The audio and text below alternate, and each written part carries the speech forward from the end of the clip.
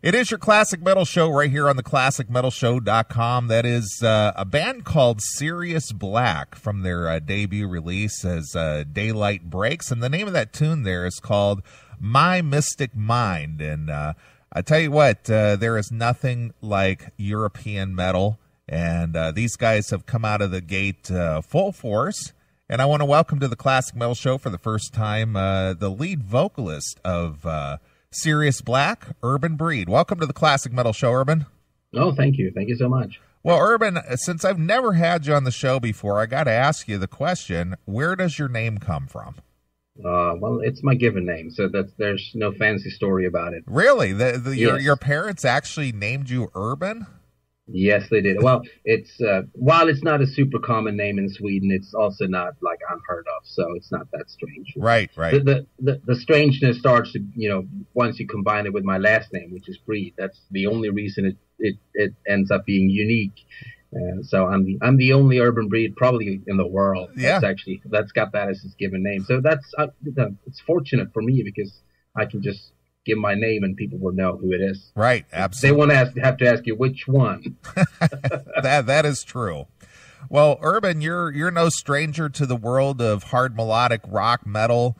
You come from a land that is just saturated with that, and my partner Chris and I, over the years, we've interviewed a lot of bands out of Sweden, and we're always amazed at the quality of music as well as the talent of the musicians that come out of there.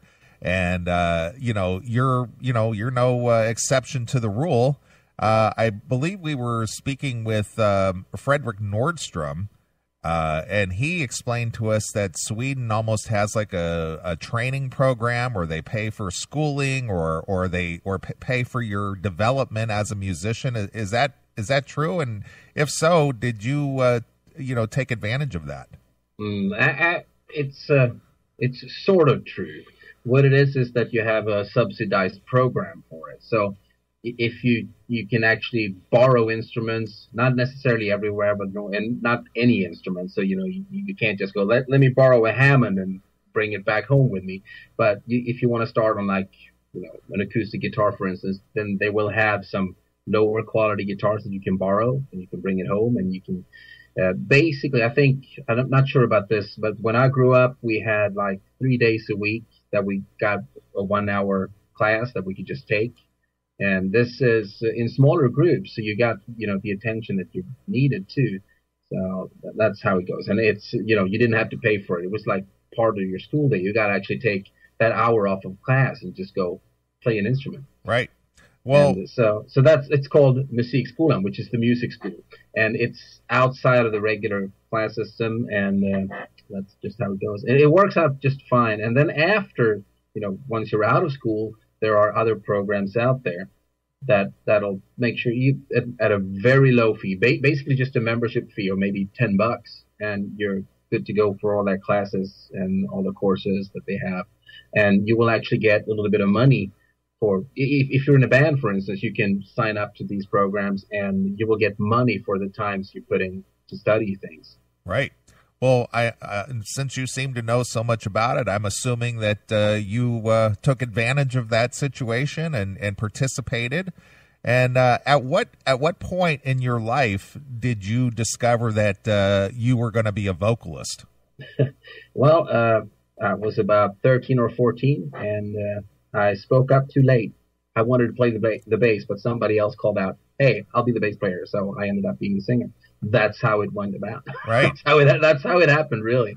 The singer gets all the chicks, though. That and all the attention. Right. So that's in the end. It turned out to be just perfect. In a way, being the singer is both the best and the worst position in the band. It's the best because if you do great, people will notice. I mean, if you put in a good performance, you will hear about it because people will tell you. However, if you're not feeling well, it's the worst position because obviously, let's say that you run a slight fever, you can still play the guitar. You're gonna feel like shit, but you can still play the guitar. It'll sound all right. But if you're sick on stage as a singer, it's not gonna sound that great. Exactly. So that's the worst part about it. But those are just the things you look at. I'm happy that it turned out the way it did, and sure, sometimes you're going like, man, I just wish I could play the bass instead. Right. but yeah, I hear you.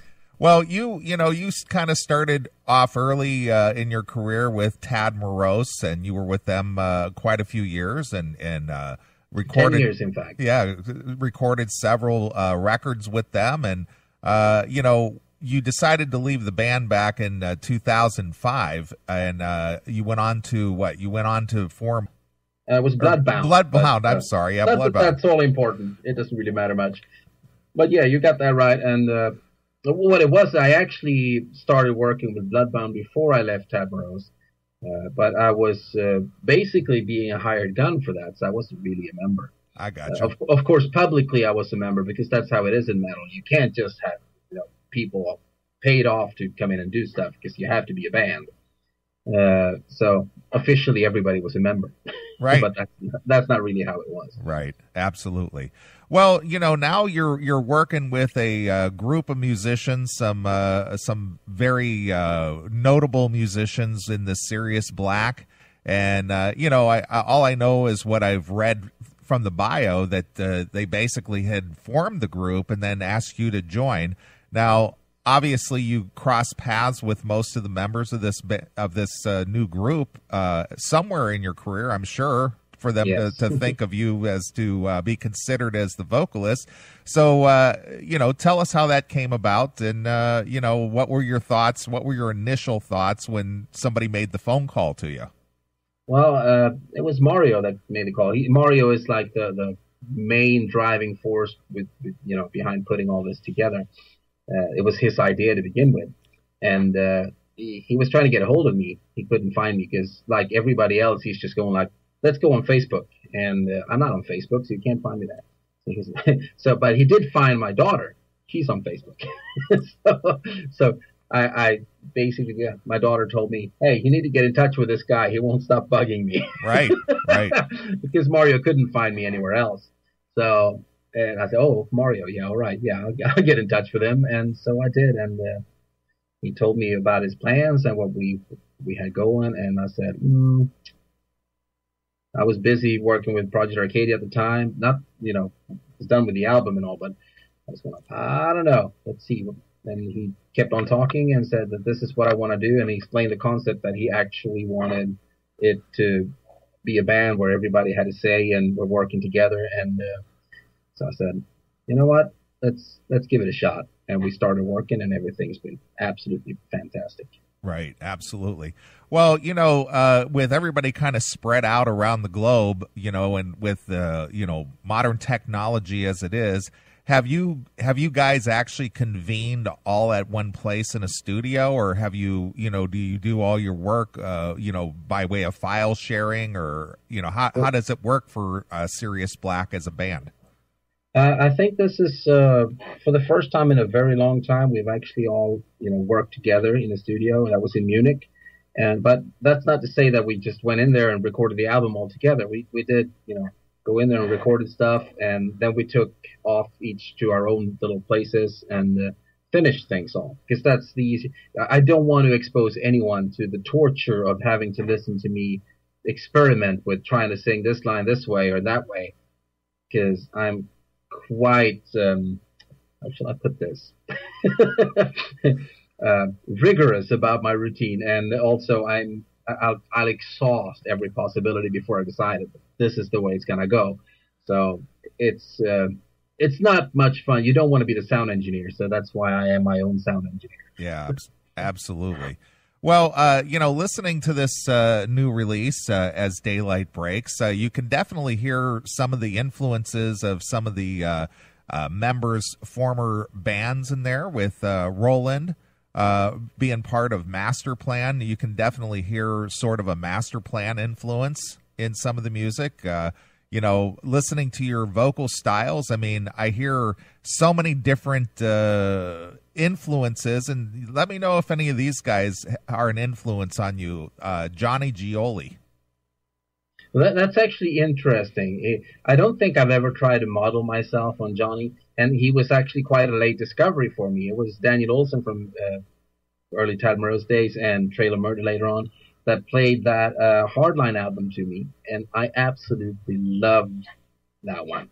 Sure. It's the Double Eclipse, I think it is. I love that album. Absolutely. And in particular, that the song Rhythm from a Red Car. Right. That's right. Up tempo. I love it. So while I can't say that I've been influenced by him, I can't deny saying I can't say that I have never heard him and I have no idea what he's doing. I don't quite hear that, but I've heard someone else say that before too, that it sounds a little bit like that. Maybe, I don't know.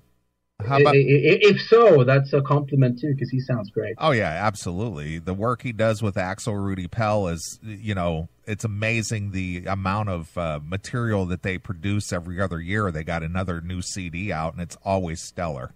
Yeah. So, did you have any other names? Yeah. How about Jorn Land? Oh, he's pretty good.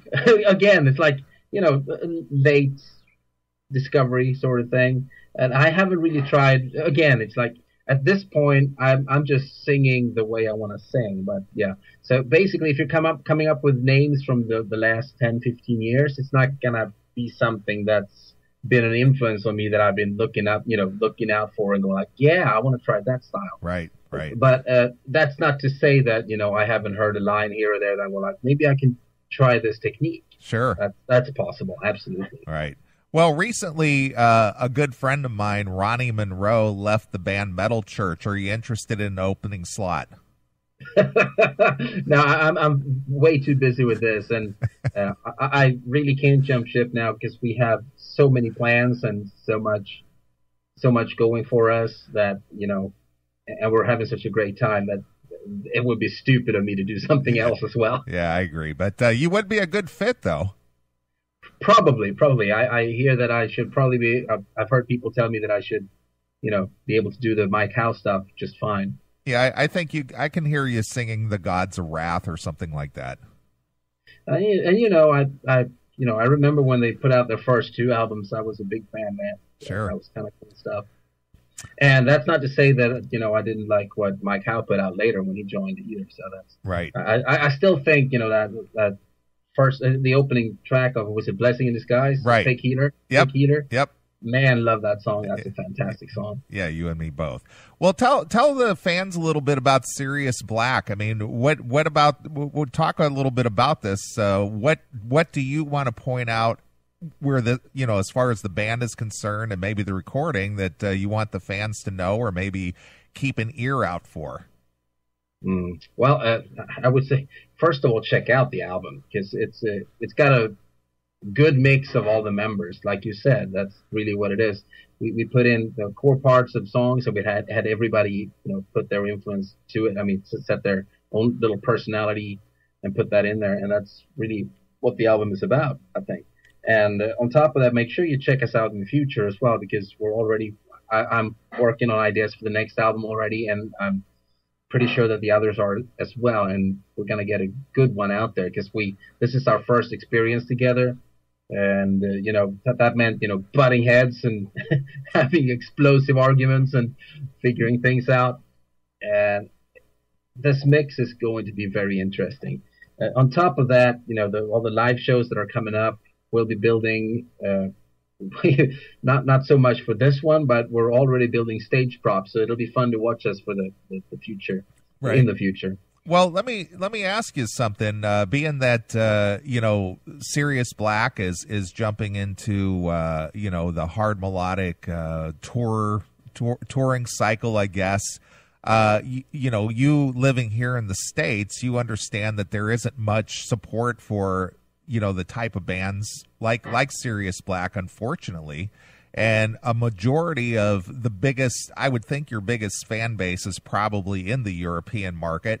How does a band like Sirius Black, who doesn't have a history aside from the individual member history, how do you get noticed or get the promotion or get to be on a tour package or be a part of a festival? Well, the festivals are easily booked, given the names we have in the band. So that's not a problem right there. Also, on top of that, in Europe, I mean, we're so busy with the our touring schedule is filling up. I mean, we have the Hammerfall tour. We're opening up for that already. We had that already nailed down before we even had we had 3 songs recorded, and we had that put us on that slot. So with the album out, we're not going to have any issues with finding places to play, at least not in Europe. About the US though, it does seem like we're going to be able to come over here and play. We have had, people contact us showing interest in doing this. However, we're probably not going to do our own shows here to begin with. We're going to look up, find out if there's a support slot somewhere. And as I believe I was told last night, there has been some interest, and we're probably going to end up supporting someone kind of soon. That's good. Well, being that you know a little bit about the way things work here in the States, what does what is the promotional group or radio outlets, what in your opinion do they need to do in order to bring this style of music to the forefront? And I would like to think that somewhere down the road, and I know it's a struggle to finally get recognized in the States, because there's so many great hard melodic rock bands out there that will never see the light of day here in the States on a commercial regular basis. On a commercial platform. Yeah. What do you think it would take to get that done? I actually think that what it would take is first of all, more media attention already in Europe, and I think it's got a lot to do with, I think the individual band really has to start this off, to make sure that you spark interest, so that media has something to write about and to talk about. Because if you don't, make any kind of splash in any kind of way, there won't be any headlines. And if you don't have any headlines, you won't really be able to feature your band anyway. So we're going to have somebody set off on a killing spree soon and make sure we have some headlines. Nice. Well, it kind of pains me to see great bands, kind of say like a Primal Fear, who's, just an awesome band, be able to sell out big places in Germany and, play at big festivals, and then they come over here and they can barely play in front of a club of 20 people. I mean, that's so disappointing. Well, it is, but I mean, there is. I see this also. Things like these can actually happen in Europe too, not necessarily everywhere. But let's say that you take a place in Sweden, take a city and you go there. This could happen. This could happen there too.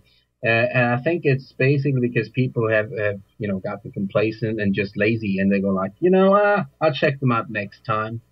And with that mentality, people don't go out, right. And then there won't be a next time. But that doesn't really occur to people.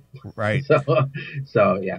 But I think basically what it is it's a shame, but I think it could be changed. It can be changed. Right. But the only thing that you need is for like this. I don't really know why a band will not make more of a splash, but I think it really comes down to coming up with new ideas and bringing something fresh to the stage. Right, absolutely.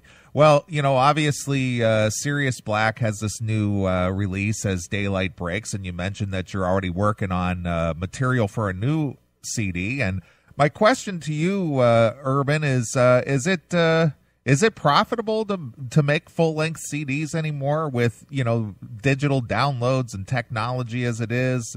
Because I've noticed more and more bands are trying to think of more creative ways to get their music out there, maybe release 1 or 2 tracks, every other month, or, by the end of the year, if you collect each individual track, you would have the whole CD. Or is it worth it just releasing the whole thing at once? Or have you even guys discussed, a marketing strategy to where it is worthwhile to make a full-length disc?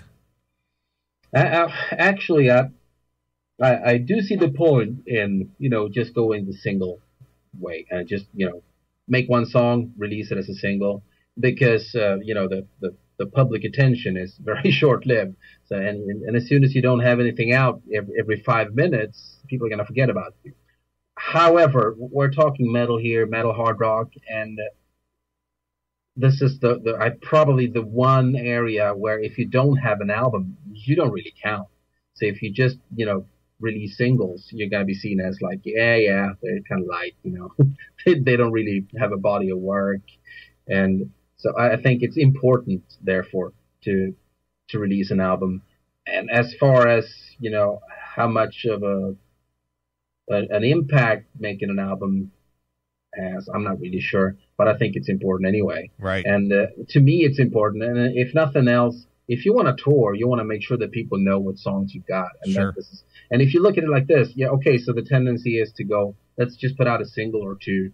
Well, if you go back in time in the recording industry, you go, well, that's sort of where it started. And then they started making albums, which was basically a collection of the singles. And then you started having bands going like, well, the album is the way to go. And that's how and so now maybe the cycle is turning, but it's going to come back to albums again sooner or later, right. I'm sure. Well, being that Sirius Black has this one CD, and you guys are going to go out on tour, as you mentioned, with Hammerfall in the first part of the year. What does your set list look like? Do you play the whole CD, or do you guys dig out tracks from your individual past bands? Or well, now that we're heading out to begin with, on the Hammerfall tour, we're just an opening act, so we don't have to play that much. So it won't be a problem. We can just play the songs we have. However, it also won't really be a problem if we take on a longer set, because I'm pretty sure you were sent the standard edition, right? Like 10 or 11 tracks? Absolutely, you're right. Yeah, if you get the box set and the limited edition, you get 14 tracks. Okay.